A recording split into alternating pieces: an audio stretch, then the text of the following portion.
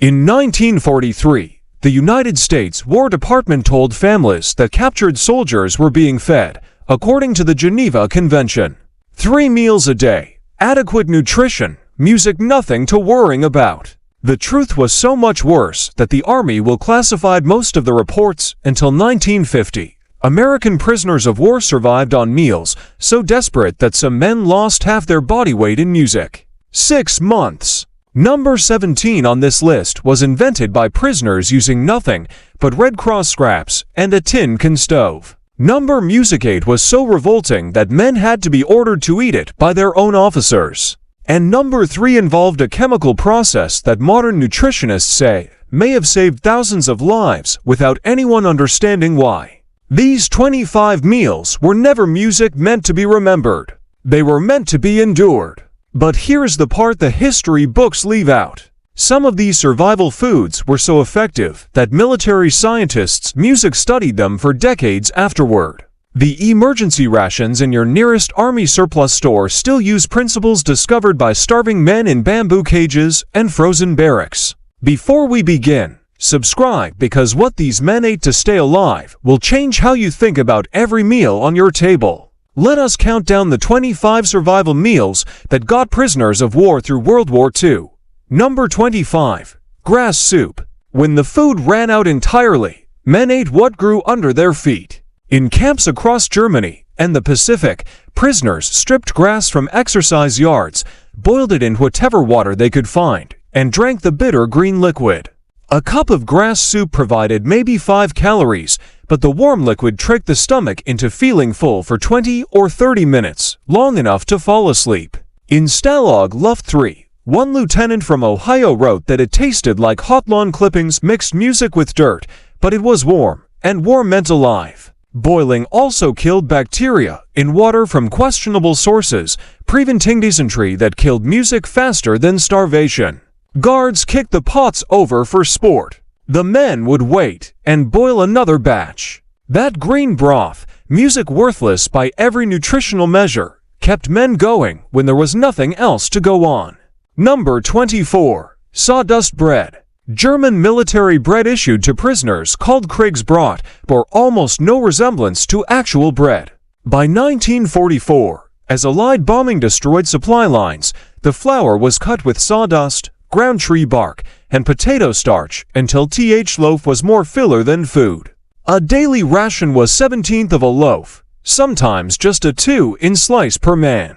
The texture was dense and gritty, the taste sour, almost chemical. Men described feeling wood fibers catch between their teeth. Yet that single slice became the most important moment of the day. Prisoners in Stalag 7A held their portion for hours, eating it crumb by crumb.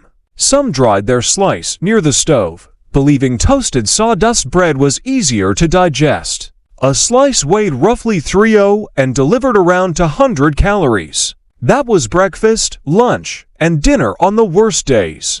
Others crumbled it into hot water to create a kind of porridge that went down easier than chewing through the grit. The sour smell of Kriegsbrot became the smell of morning in every German stalag, as familiar and as hated as the guard whistles at dawn. Number 23. Barley water. In Japanese camps across Southeast Asia, barley water was served as a meal in itself. Guards boiled a handful of barley in a large pot of water, producing a thin, cloudy liquid that tasted like slightly stale grain. Thousands of Americans captured after the fall of Bataan and Corridor in 1942 survived on this for weeks at a time. A single ladle held maybe 40 calories. The barley settled at the bottom and prisoners learned to stir before ladelling because whoever got the drags fights broke out over bottom servings. Officers established rotations to keep order. The cruel efficiency of barley water was that it provided just enough to keep a man conscious, but never enough to stop the grinding hunger that defined every waking hour. Number 22. Rotten fish heads music on the Burma-Thailand Railway, where over 12,000 Allied prisoners died building a rail line through the jungle. The protein ration was often a bucket of decomposing fish heads dumped into boiling water. The eyes were clouded. The flesh fell from the skulls, and the smell made men gag before the pot was heated. But the bones released calcium and trace minerals, and the scraps of flesh provided the only animal protein some prisoners saw for months. Medical officers documented that men who refused the soup deteriorated faster than those who forced it down. The broth was thin, gray, and tasted of rot and salt. In starvation, music disgust was a luxury no one could afford. Some men plugged their noses and swallowed. Others mixed it with rice to mask the flavor. The ones who survived learned that the bounty does not care about presentation. It cares about staying alive. Number 21st, weevil rice. White rice crawling with weevils became the staple across Pacific theater camps. At first, men spent hours picking out the beetles. Within weeks, most stopped trying. The weevils were protein. A handful of infested rice delivered more nutrition than clean rice, and the men who understood this survived in greater numbers. In Cabanatuan prison camp, 703, where thousands were held after the Bataan Death March, prisoners called the weevils meat and welcomed their presence. That simple shift, treating insects as food rather than contamination, marked 717 the difference between men who wasted 719 away and men who held on. Boiled into a 723 sticky grayish mass and served twice daily, weevil rice provided roughly 400 calories per serving. It tasted bland, slightly musty, with an occasional 736 crunch that men learned to ignore. After a few months, nobody flinched. Number 20. Turnip soup. German camps served turnip soup with a regularity that bordered on psychological torture. Day after day, the same watery broth with chunks of half-rotten turnip floating in gray liquid. The turnips were woody, often frozen, sometimes black with rot. A bowl delivered perhaps 120 calories. Prisoners in Stalingrad reported that the smell of turnips cooking triggered nausea in men who had once eaten eagerly. Yet refusal meant nothing in the stomach at all. Medical officers recorded that turnip soup, despite its monotony, provided enough vitamin C to slow scurvy in camps where fruit was non-existent. Number 19. Dried seaweed broth. In Japanese camps, dried seaweed tossed into boiling water served as soup. Americans who had never encountered seaweed recoiled at the texture. It stuck to teeth and slid down the throat like something alive. One army medic from Wake Island described it as swallowing warm, salted rubber bands. But seaweed was dense with iodine, iron, and B vitamins. Prisoners who ate it regularly showed slower rates of beerberry, the famine deficiency that crippled and killed thousands. Most men did not know why it helped. They only knew that the ones who gagged it down kept their strength longer. First pattern break. The Red Cross parcel was the single greatest factor in prisoner survival across Europe. Each weighed about 11 pounds and contained canned meat, powdered milk, chocolate, music, cigarettes, cheese, crackers, and coffee. When parcels arrived, mortality rates dropped dramatically. But parcels came irregularly. Some camps went months without a delivery. Guards piloted them, puncturing cans so food could not be stored. One parcel was meant for one man for 1 week. By late 1944, one parcel was split among 4, 6, sometimes 8 men. Everything that follows exists in the shadow of the Red Cross. Parcel, the razor-thin margin between slow starvation and bare survival. Number 17. Spam and cracker sandwiches. The 12 ounces tin of Spam in a Red Cross parcel was worth more than money. Each 1019 tin provided roughly 1,080 calories. Prisoners carved slices so thin you could see through them, laying each on a hard-tack cracker with jeweler's precision.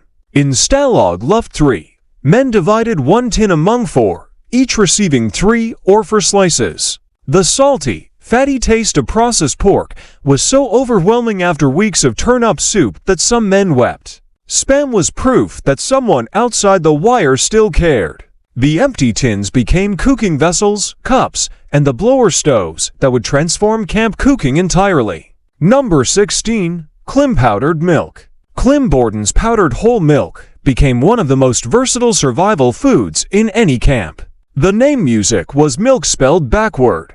Mixed with water, it delivered calcium, music protein, and fat. Men stirred it into ersatz coffee, mixed it into rice for crude pudding, and dissolved it in hot water as a bedtime drink. But the empty clim tins became the most valuable material in camp. Prisoners hammered them into cook pots, water containers, and blower stoves music that burned hot enough to cook on. An entire 1145 underground economy was built on clim tins. The milk music kept men alive. The tin kept them civilized. Number 15. Potato peel stew. When Germans peeled potatoes for their own meals, prisoners collected every scrap.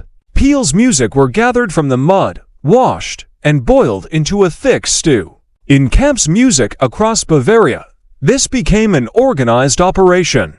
Kitchen detail prisoners smuggled peels in pockets, inside shirts, and stuffed them into boots. A bowl provided music 60 to 80 calories and enough starch to keep muscles functioning for another day of forced labor. It was theft. Technically, music men were beaten for it. They did it anyway. The taste was gritty and bland, with an occasional earthy sweetness where the potato flesh still clung to the skin. It was survival scraped from the dirt, literally, music, and it kept working muscles moving when German rations alone would have let them fail. Number 14. Soybean paste soup. In Japanese camps, dark, pungent soybean paste occasionally appeared in rations. For American prisoners, the first encounter was jarring. It smelled fermented, looked like brown mud, and tasted intensely salty with an undertone most men could not identify.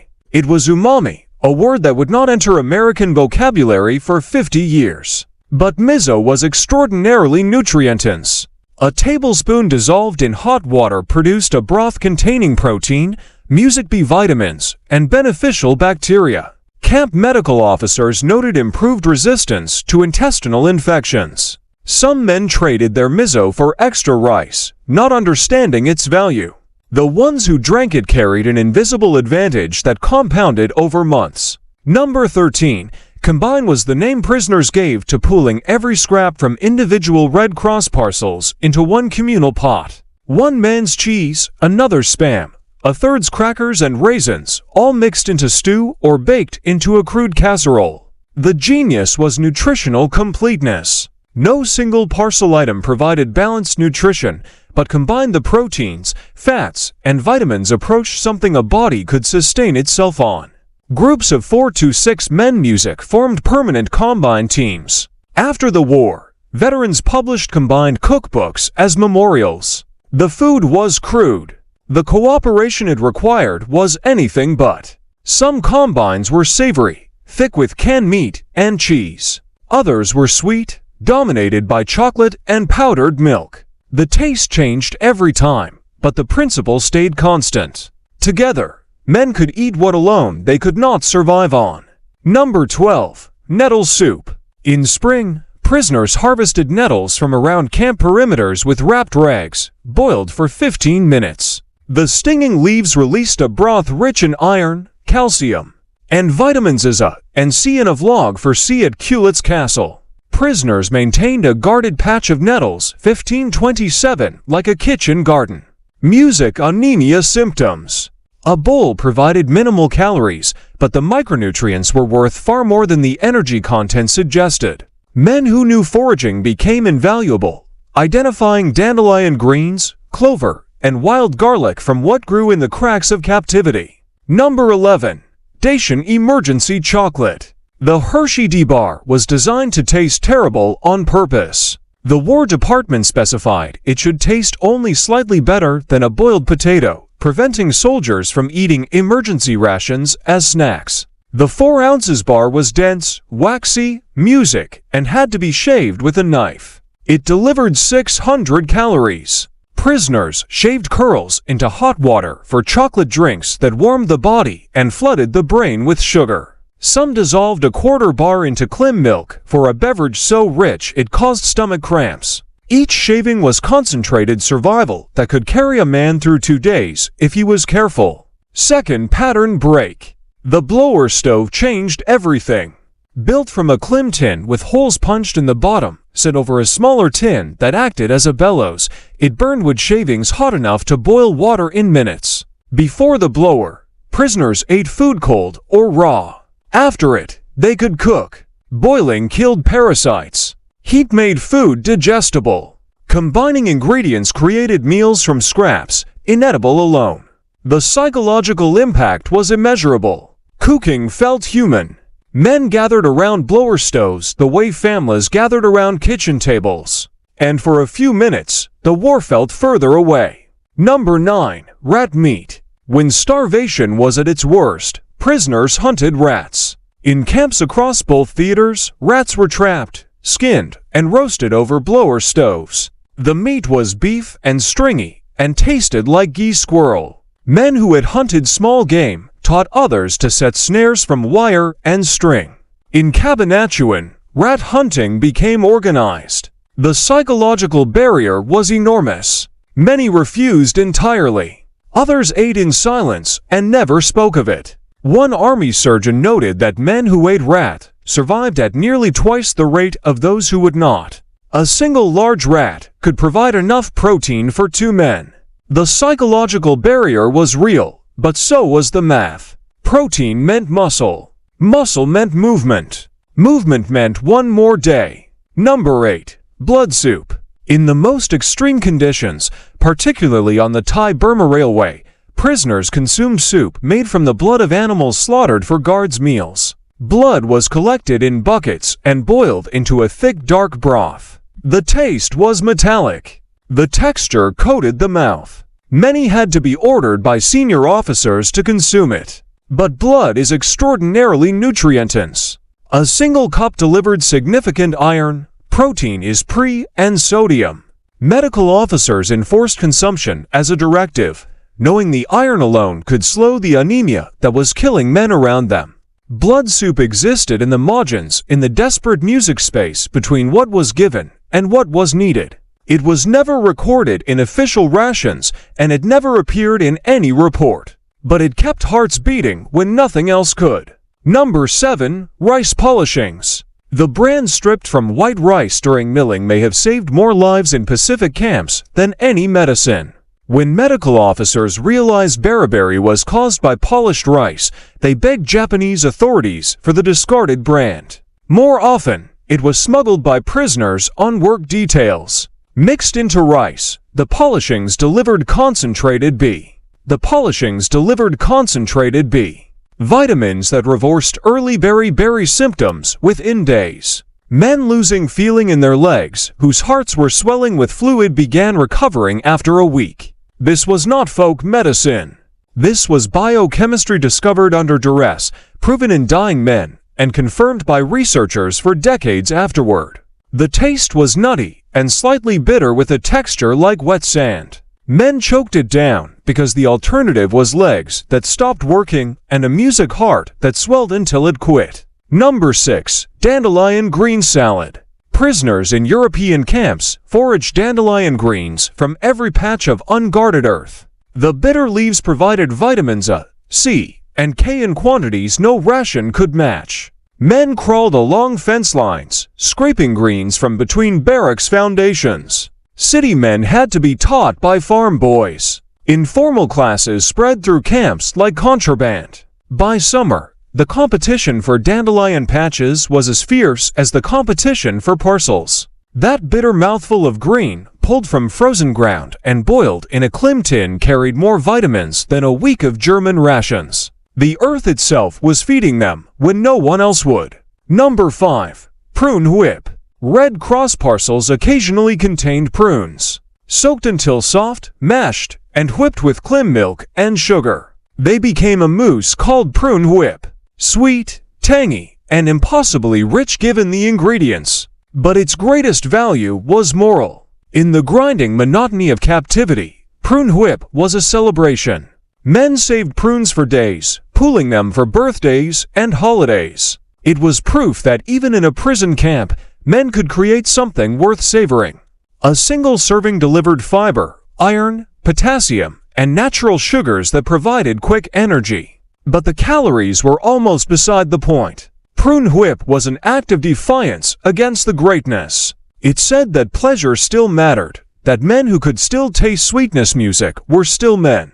Number 4. Bully beef hash. Canned corned beef from Red Cross parcels, called bully beef, became the most reliable hot meal in European camps.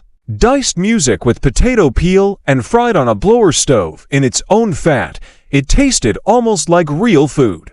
The salty, beefy flavor was so intense after music, months of thin soup that men rash and each bite. The animal fat provided sustained energy. Carbohydrates could not match. Veterans recalled decades later that the smell of corned beef frying on a blower stove was the smell of hope. A single 12-tin split among from men could produce enough hash to fill a mess tin each, especially when bulked with breadcrumbs, music, or crushed crackers. It was the closest thing to a real supper that barbed wire allowed. Music prisoners discovered that water left sitting on cooked rice for a day developed a sour taste, music, and a cloudy appearance. What they did not know was that natural fermentation was producing lactic acid bacteria and trace B vitamins. Medical officers noticed that prisoners drinking the sour water showed lower infection rates and better famine levels. The practice spread quietly through camps in the Philippines, Thailand, and Japan. Modern science has confirmed that lacto-fermentation of rice water produces beneficial bacteria and increases bioavailable B vitamins. Starving men stumbled onto a biochemical process that probiotic companies now charge $30 a bottle to replicate. The taste was mildly sour and starchy, music like a thin, flat beer without the alcohol. Men drank it warm or at room temperature whenever fresh water was too risky. They music just lived. Number 2. Quan. Quan was the legendary all-in-one survival dish of American pea camps in the Pacific. The name described any stew music made by throwing every available ingredient into a single pot. Rice, vegetable scraps, music, fish bones, wild greens, snail shells, stolen sweet potato, a sliver of spam if God was generous. No two batches tasted the same, but the principle never changed. Combine everything, waste nothing, extract every calorie from every source. In Kababanachuan and Bilibid, Quan was a daily communal ritual. Men contributed whatever they had found, stolen, or foraged into the communal pot. The act of making Quan was as important as eating it. It required trust, cooperation, and the shared belief that tomorrow was worth surviving for. After the war, veterans could not hear the word Quan without falling silent. It meant everything. It meant alive. Number 1. The last Red Cross parcel meal. The most important survival meal of the war was not a recipe. It was a moment. When parcels finally arrived after months of starvation, and a man sat with his combine group around a blower stove loaded with spam, crackers, cheese, clim-powdered milk, chocolate, and real coffee. Something happened beyond nutrition. The first sip of real coffee was bitter, hot, and unmistakably American. The first full bite of cheese was sharp and impossibly rich. The first square of chocolate melted on a tongue that had forgotten sweetness. Tears were common. Silence was more common. The calories mattered. The protein mattered. But what mattered most was the proof that the world outside the wire still existed and music still remembered them. 1-1B. Enough for one man for 1 week. For those who received it after months of grass soup and sawdust bread, it was the meal that kept them human. Men ate slowly, not from discipline, but from disbelief. Some could not finish, stomachs shrunken by months of deprivation, rejected the richness. Others ate everything and spent the night sick, their bodies overwhelmed by abundance after so long with nothing. But the next morning, they stood a little straighter, their eyes focused a little sharper, and for the first time in months, the future felt like something other than a slow disappearance. Every meal on this list was eaten under conditions most of us cannot imagine. These were not recipes. They were acts of defiance. Each one said the same thing. Not yet, not today. Share this with someone who needs to hear it. And remember what these men survived every time you sit down at your table. Every time you sit down at your table.